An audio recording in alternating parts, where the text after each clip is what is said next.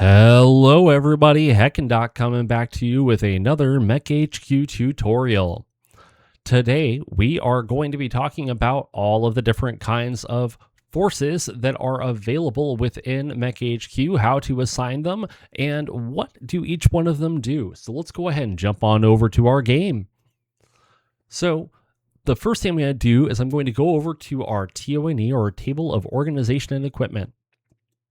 And I'm going to show you how to assign force types and go through each one of them very briefly, and then we'll go through some specifics for each one of them.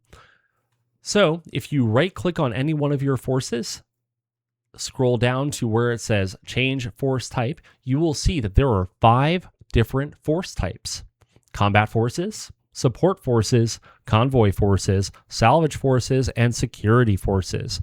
Now it should be noted that each one of my tutorials are created based on the assumption that you are playing with the veteran preset, which means that fatigue, support forces, convoy forces, advanced medical, MASH units, salvage forces, cam-op salvage, and security forces with prisoner operations are all enabled, which means that all of these different forces have a purpose.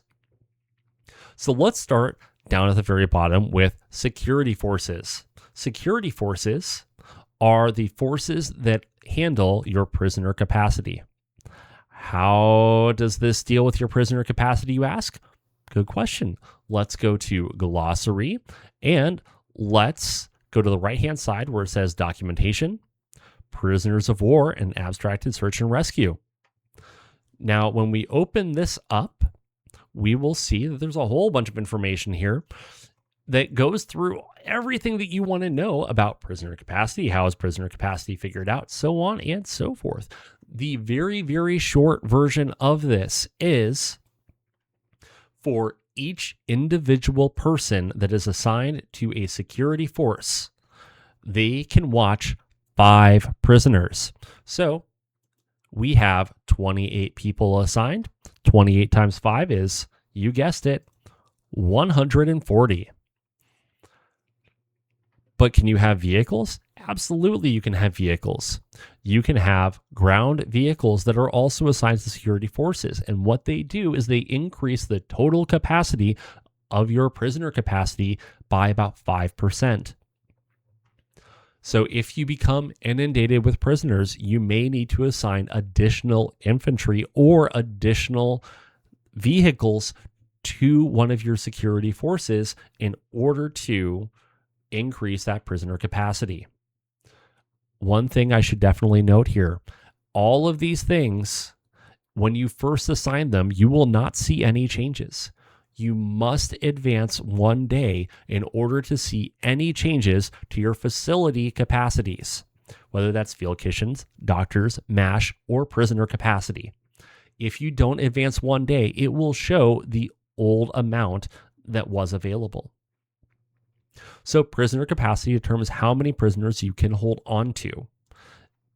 You want to make sure that you have an individual force, that you have done that right click, change force type, make security force, and you will see that little star off to the right. This means that they are a security force. Let's go on to the next force type, salvage forces. I'm not going to go too much into this because I have an entire video dedicated to the cam-op salvage changes for MekHQ. But just very briefly, you need to have one individual force that is dedicated to salvage forces or multiple forces that are that force type of salvage forces. You can utilize any mechs that have hands, vehicles that are able to tow or carry things. Battle mech recovery vehicles and heavy battle mech recovery vehicles are classics. Or any vehicles that have lift hoists that are on them. Things like the Buffle engineering vehicle.